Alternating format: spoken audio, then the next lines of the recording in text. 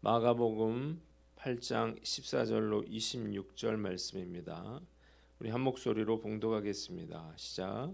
제자들이 떡 가져오기를 잊었음에 배에 떡 한 개밖에 그들에게 없더라. 예수께서 경고하여 이르시되 삼가 바리새인들의 누룩과 헤롯의 누룩을 주의하라 하시니 제자들이 서로 수군거리기를 이는 우리에게 떡이 없음이로다 하거늘 예수께서 아시고 이르시되 너희가 어찌 떡이 없으므로 수군거리느냐 아직도 알지 못하며 깨닫지 못하느냐 너희 마음이 둔하냐 너희가 눈이 있어도 보지 못하며 귀가 있어도 듣지 못하느냐 또 기억하지 못하느냐 내가 떡 5개를 5,000명에게 떼어줄 때에 조각 몇 바구니를 거두었더냐 이르되 12이니이다 또 7개를 4,000명에게 떼어줄 때에 조각 몇 광주리를 거두었더냐 이르되 7이니이다 이르시되 아직도 깨닫지 못하느냐 하시니라. 벳세다 이름에 사람들이 맹인 한 사람을 데리고 예수께 나와 손 대시기를 구하거늘 예수께서 맹인의 손을 붙잡으시고 마을 밖으로 데리고 나가서 눈에 침을 뱉으시며 그에게 안수하시고 무엇이 보이느냐 물으시니 쳐다보며 이르되 사람들이 보이나이다. 나무 같은 것들이 걸어가는 것을 보나이다 하거늘 이에 그 눈에 다시 안수하시매 그가 주목하여 보더니 나아서 모든 것을 밝히 보는지라. 예수께서 그 사람을 집으로 보내시며 이르시되 마을에는 들어가지 말라 하시니라. 아멘. 오늘은 마가복음 8장 말씀을 가지고 보지 못하는 제자들 이런 제목으로 묵상 나눔하도록 하겠습니다. 오늘 본문은 두 부분으로 나눠서 생각을 해봅니다. 먼저 첫 번째 14절로 21절 말씀입니다. 한번 따라해 봅시다. 바리새파 사람들과 헤롯의 누룩. 예수께서 제자들과 함께 배를 타셨습니다. 그런데 그들이 서둘러 나오느라 배에는 빵이 하나밖에 없었습니다. 이때 예수께서 너희는 바리새인과 헤롯의 누룩을 주의하라 이렇게 말씀하셨는데 이것은 작지만 전체를 부풀게 하는 그러한 힘을 가진 누룩과 같은 바리새인과 헤롯의 위선적인 그러한 신앙을 주의하라는 말이었어요. 그런데 제자들은 예수께서 하신 말씀을 전혀 이해하지 못했습니다. 그래서 다음에는 떡 챙기는 것을 꼭 잊지 말아라는 말로 들었어요. 그리고 이로 인해서 수군거렸습니다. 이 이야기를 들은 예수님은 너무나 마음이 답답하셨죠. 그래서 그들의 마음이 둔하다 이렇게 말씀하시면서 너희가 눈이 있어도 보지 못하고 귀가 있어도 듣지 못하느냐 또 기억하지 못하느냐 이렇게 그들을 책망하십니다. 이어서 오병이어와 칠병이어의 기적에 대해서 말씀하시면서 아직도 깨닫지 못하느냐 이렇게 책망을 하셨다고요. 한번 따라해 봅시다. 그릇된 가르침을 경계하라. 자, 예수님은 제자들에게 바리새인과 사두개인의 누룩을 조심하라 이렇게 말씀하셨는데 잘못된 교훈은 누룩과 같아서 접촉하는 것들을 그것에 지대한 그러한 영향을 미치기 때문입니다. 오늘날 우리가 주의해야 할 그러한 바리새인과 사두개인들의 교훈이 뭔가 우리가 한번 생각을 해봅니다. 신천지보다 더 무서운 교회 내에 그러한 이단이 있어요. 첫째로 잘못된 구원관인데 많은 크리스천들이 언젠가 내가 예수 그리스도를 구원자로 그렇게 입으로 시인했다는 사실 하나만으로 자신이 구원받았다 이렇게 착각하고 있습니다. 심지어 교회 출석하지 않는 사람들도 자기는 천국 간다 이렇게 믿고 있는데 예수님 뭐라고 말씀하셨나요? 주여 주여 이렇게 부르는 사람이 아니라 오직 하늘에 계신 아버지의 뜻대로 행하는 자가 천국에 들어갈 것이다 그렇게 말씀하셨잖아요. 정말 구원받은 자라면 시간이 오를수록 점점 성화가 이루어져야 하고 또 그러한 흔적을 찾아볼 수 있어야 하는 것입니다. 성화의 과정 없이 구원받았다, 구원받을 수 있다 이렇게 말하는 것은 왜곡된 복음인데 이런 잘못된 그러한 말씀에 우리가 속지 말아야 합니다. 두 번째 친절한 불가지론이라고 하는 건데요. 불가지론이라고 하는 것은 무엇이 옳은지 아무도 모르기 때문에 함부로 틀렸다, 잘못됐다 이렇게 말해서는 안 된다는 것입니다. 그러니까 모든 사람의 생각을 다 인정해 줘야 한다는 거예요. 그러니까 구원에 관한 이야기도 함부로 구원 받았다, 받지 못했다 말해서는 안 된다는 이야기예요. 이러한 친절한 불가지론이 교회 안에 팽배하고 있습니다. 이것은 교회가 교리에 관한 기준점을 제대로 제시하지 못하고 있기 때문입니다. 성경에는 우리가 해야 할 것과 하지 말아야 할 것을 명확하게 말씀하고 있습니다.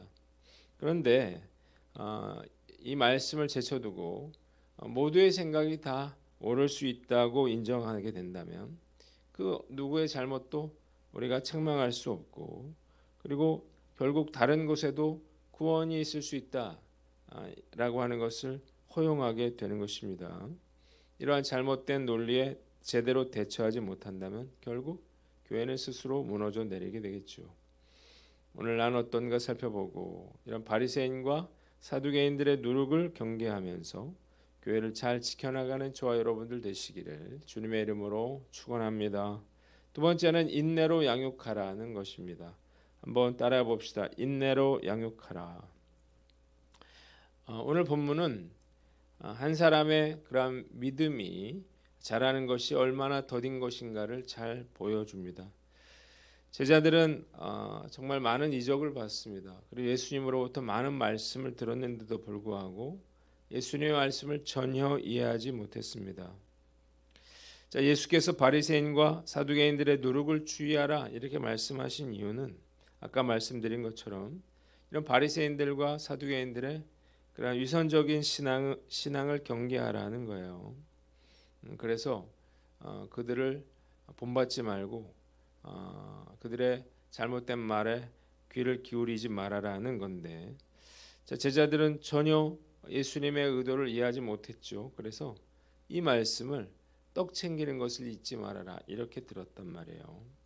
제자들의 모습을 보면서 사오정 시리즈가 생각이 납니다.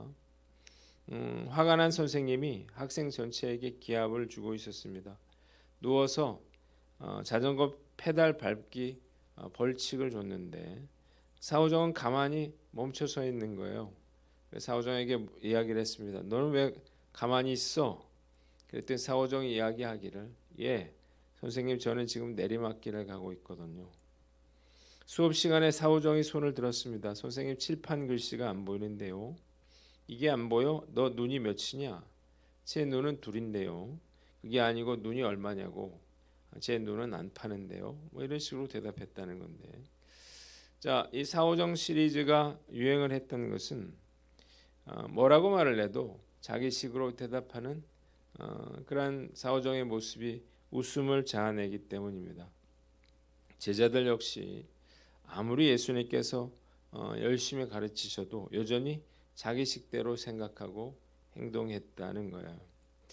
예수님이 얼마나 답답하셨을까 생각을 해보는데, 그러나 예수님은 이런 어리석은 제자들을 정말 진심으로 끝까지 섬겼습니다. 결과가 무엇인가요? 이 제자들을 통해서 위대한 하나님의 역사가 일어났다는 것입니다.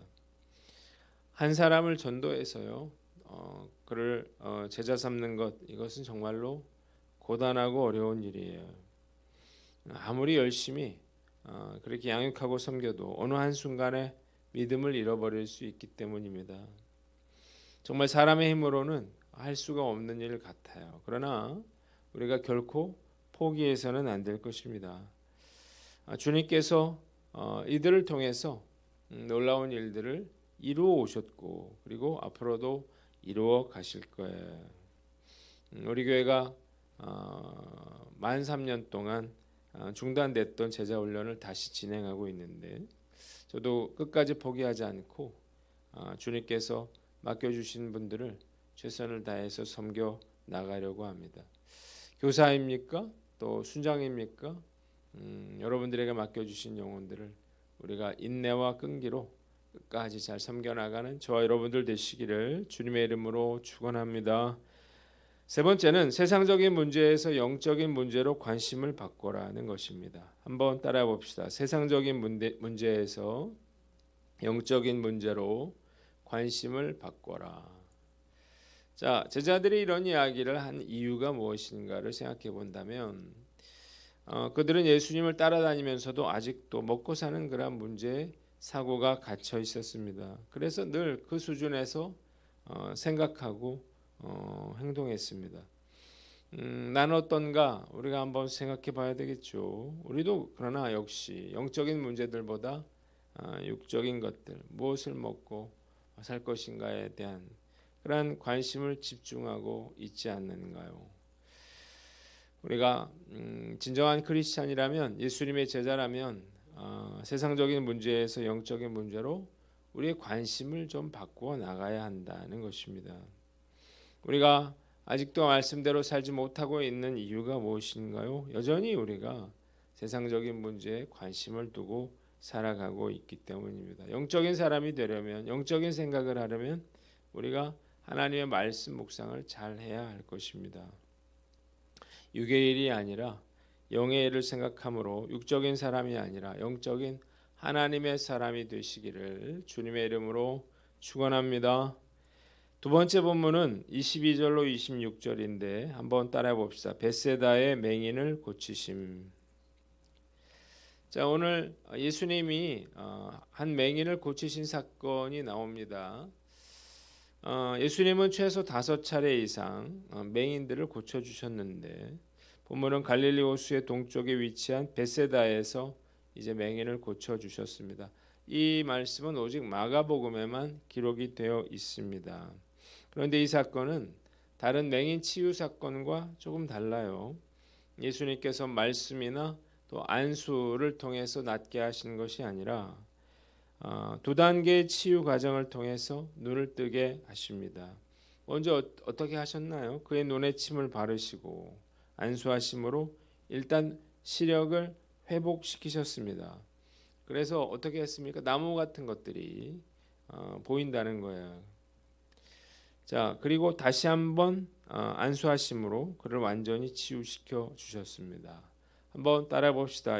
주님의 주권을 인정하라. 예수님은 벳세다의 맹인을 단 한 번에 치유하시지 않고 두 번에 걸쳐서 안수함으로 치유해 주셨습니다.